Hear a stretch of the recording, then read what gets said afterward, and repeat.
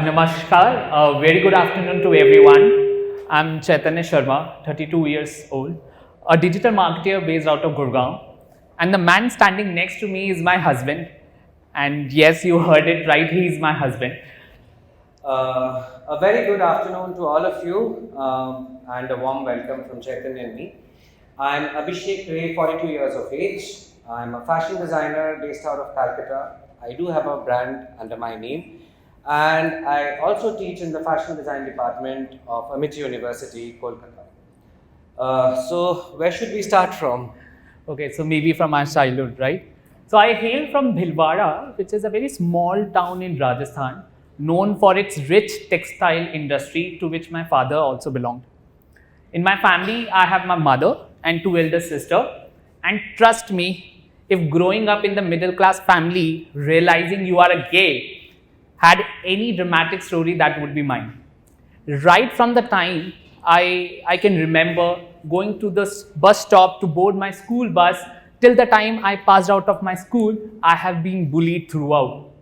I still remember when I used to stand at the bus stop for my school bus, the other kids standing next to their parents, they used to call me with various derogatory terms. They used to point finger at me. They used to make fun of me. And why? Because of my feminine body language.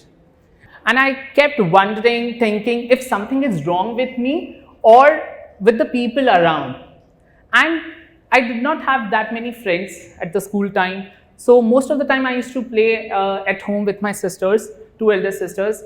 And because I used to feel fear, like again, if I'll go out, these people will make fun of me they will just find a reason to make fun of me, right? And while I was growing up, I started realizing that I like boys, and also realized that this was the most beautiful and natural feeling for me, and I'm sure Abhishek can also vouch for. Well, when it comes to me, the story doesn't really go very different. I come from a very typical middle class Bengali, rice and fish curry loving family. And, my dad was the principal of a college and my mother a housewife. But at the same time, here I would like to point out that, it wasn't a very conservative one. Okay?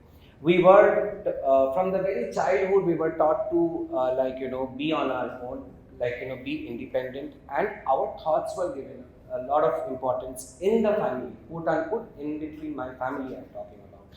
And I was very close to my maternal cousins. So I grew up with my two sisters and my brother.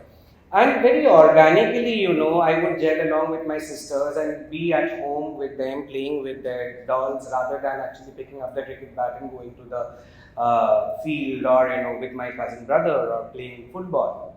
And in school also, I was a very good student by fluke. Okay? I used to study less, but I used to get good marks. So I was the teacher's favorite, and I was in a way like the teacher's pet. But that kind of did not save me from the tremendous amount of bullying which I kind of faced in school. That bullying used to be at times get so bad, whatever Chaitanya was saying, I don't want to get into the deeper details of it again, repeating the same things. It used to go so bad at times that, I used to kind of I still remember, to pick up my school bag and, run to my school bus and be at the last bench. And I used to just want the bus to start and, just take me home. But at home, my mother was extremely encouraging. Okay. I remember, I used to go with my mother when I was a little. I was always very inclined towards art and craft, and and I used to go with my mother to the local tailor, and I used to kind of sit with the tailor and design different neckline designs for my mom's blouses. And I do remember the tailor at times telling my mother that अगला बार से इसको साथ में मत लाइएगा, खामखा design complicate कर देते हैं और ये इतना पैसे नहीं देते हैं. So, but what my mother understood my artistic side, but what she would appreciate and she would encourage me to do, relatives, neighbors, other family members, they found it unnecessarily feminine for a boy to be growing up. The quote unquote masculine definitions were being challenged and being thrown on me. Like there would be suggestions like इसको karate class में डाल दें.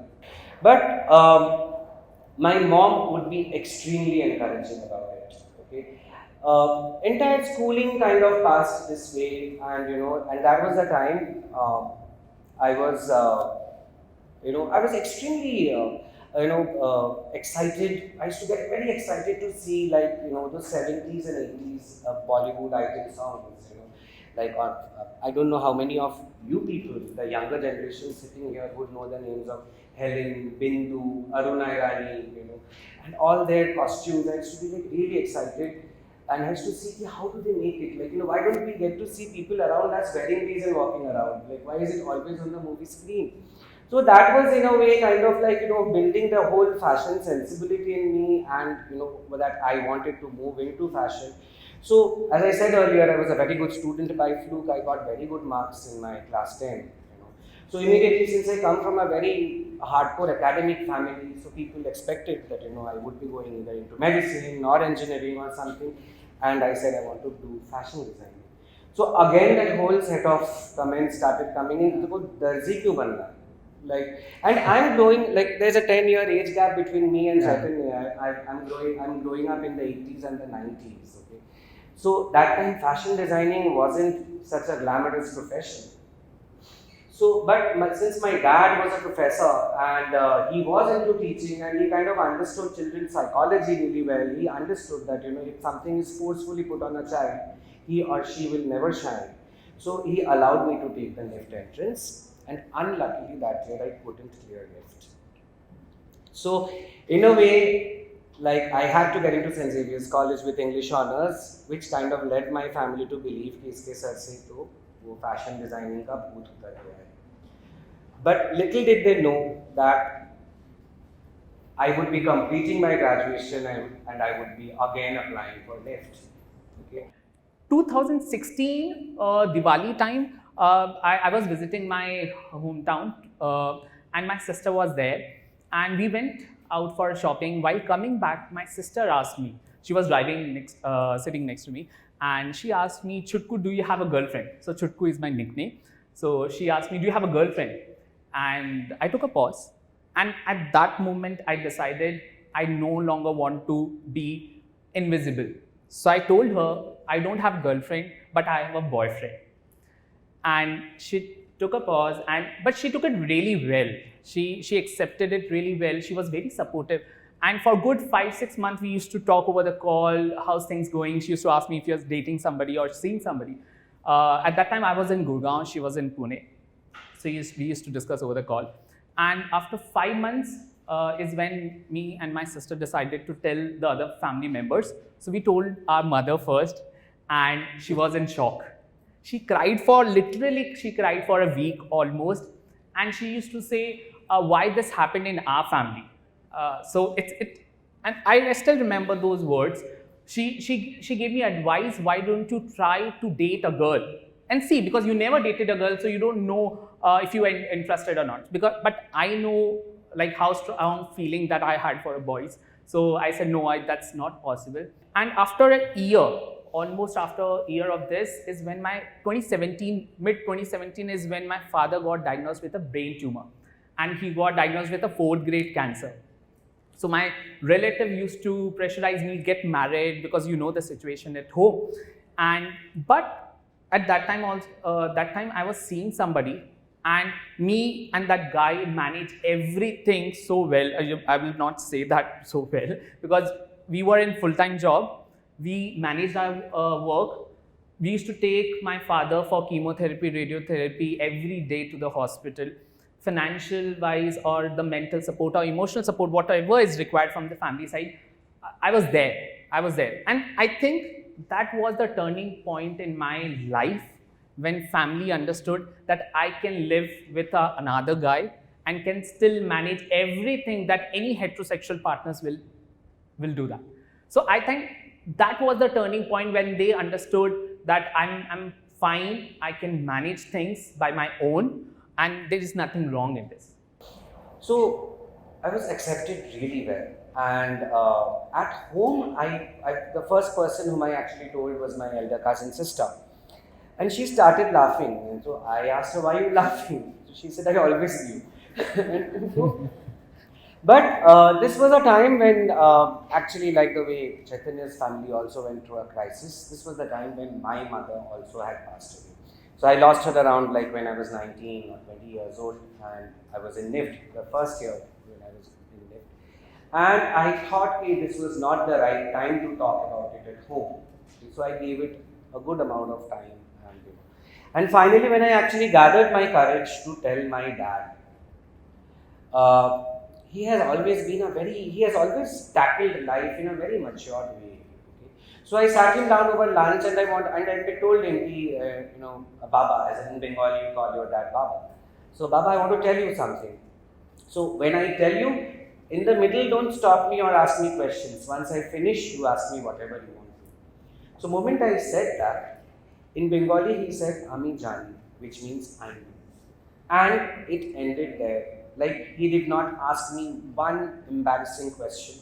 And after that, I've openly dated a lot of guys, till until, I guess I bumped into Chaitanya Sharma right in the middle of peak lockdown in around September 2020. So here comes our story then. So 2020 September, we started talking, and through Facebook actually.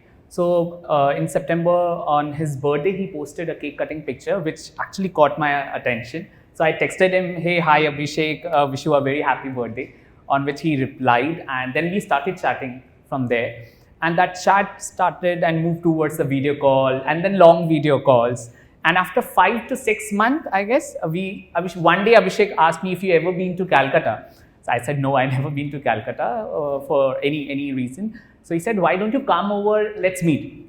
So I think within a few hours, I would say within 2 hours, I booked my ticket and I said, I'm coming over the weekend and let's meet. Okay. But you will not believe that 2 days plan actually got extended to 2 weeks because we connected so well, and the way Abhishek's family accepted, my in-laws now, so the way Abhishek's family accepted and the friends accepted was very overwhelming. So I went back to Gurgaon, and after a month only Abhishek planned to come down Gurgaon and meet my family. And during that time I planned a trip for Agra.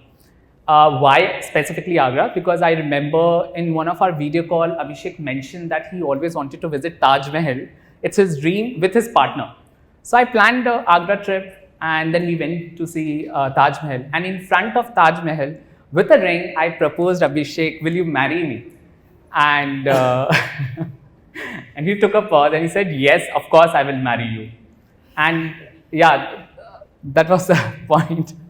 So once we came back from the trip, I really didn't waste much time, and I told his mother that, Auntie, we are really serious about this, and we would like to take it forward, and we would like to tie the knot by the end of that year, which is around December 2021. So that came as quite a shock element to his mother, like, this guy has just come to visit and then in 2 days time he's saying he wants to marry my son. So little did he know whatever has been happening on Facebook and in Calcutta and whatever. So she said, she didn't really oppose to it, but then she said, tumhari khushi, meri khushi, and I was just kind of waiting for it probably. So once I came back in a month's time, Chaitanya also came down to Calcutta with a bigger suitcase and more time to spend with me. And since both of us, we had worked from home that time, so we could work from anywhere, and we were traveling in between Delhi, Calcutta a lot. And we started actually planning the wedding as to how we want to do it. So initially my idea of the wedding was that, we would exchange rings, we would call all our close friends and family, they cut a cake, open a bottle of champagne, have a grand party, and that's about it. But then actually it was Chaitanya's idea to have the wedding, like the quote unquote, if I want to call it, the big fat Indian wedding, and have like a sangeet, mehndi, haldi, fera, varmala, barat, everything. Like, there was nothing left, like from Ganesh Puja to everything. And I took a pause and I just told him, relax. Like, are we doing it this way? He said, yes, of course, we should do it this way. So I actually thought about it, and then somewhere I realized, why not? If we are into it, let's just go full way. Basically, my message to those people who are unable to understand us or this community, or they just don't want to understand, or they are always in denial mode that this can happen, is like, stop asking people to change their identity when you can't even change your mentality, right? They need to change their mentality. We definitely cannot change identity.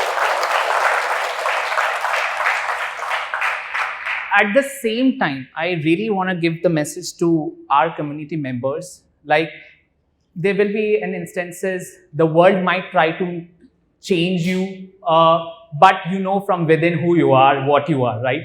Some of the people might have that courage to break free and not accept the limitation which is imposed on you by the society or family or relatives. Live your life. Live your truth without any shame and terror. You cannot live, definitely cannot live lie, because living a lie will mess you up. You can get into a depression, and definitely one thing, going to lower your values, life values and ethics. And at the same time, you cannot ignore these conversations, right? Ignoring these conversation is like to behave if the truth is not true, right? Isn't it? It's a reality. It's a complete truth, and it's as natural as anything that you can think for. Well, my message to everyone is that, to the LGBTQ community, in fact, like, is that follow your heart and do what you think is justifiable by yourself. You know, if you can justify it to yourself, follow that, follow your dreams, but at the same time, not at the sentiments or emotions of others, not at the cost of the sentiment or emotions of others. See, life will constantly keep throwing us obstacles and hurdles. Okay, but if we constantly look at it as mountains that we cannot cross, then it's not going to happen. We have to look at these as exams. Okay, we might pass with flying colors, or we might just flunk. Okay, and if you fail, we learn from that and we make the second attempt again, and so that we don't make the right mistakes. You know, if we just be a little bit more, we accept people the way they are. Okay, inclusion and acceptance is all that we look for. So be kind, be generous to everyone around. Everybody is fighting some demons inside them. You never know. Okay, as Devas in his speech had rightly pointed out, we are constantly judging people. Okay, the moment we can stop doing that, let people be, this whole place is going to be a much better place to live in. Thank you.